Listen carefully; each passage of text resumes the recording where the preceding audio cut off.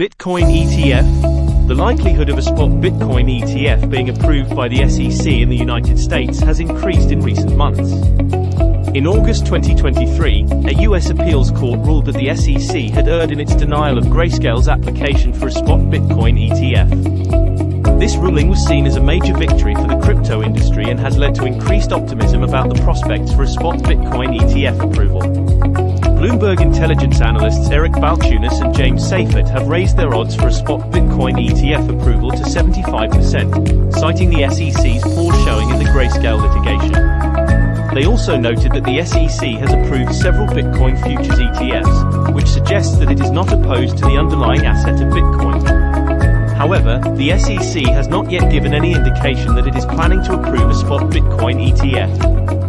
The agency has said that it is still reviewing the issue and that it will make a decision based on the facts and the law. The SEC is likely to be under pressure from both sides on this issue. The crypto industry is lobbying hard for approval, while some traditional investors and regulators are concerned about the risks of a spot Bitcoin ETF. Ultimately, the decision of whether or not to approve a spot Bitcoin ETF is up to the SEC. The agency is likely to weigh the pros and cons carefully before making a decision. If the SEC does approve a spot Bitcoin ETF, it would be a major milestone for the crypto industry. It would make it easier for investors to buy and sell Bitcoin and would likely lead to increased institutional investment in the asset. However, even if the SEC does not approve a spot Bitcoin ETF in the near future, the prospects for approval are likely to improve over time. The crypto industry is growing rapidly and is becoming more mainstream.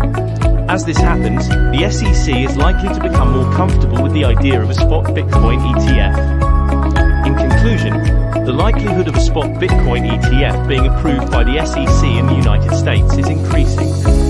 However, the decision is ultimately up to the SEC and there is no guarantee that it will be approved.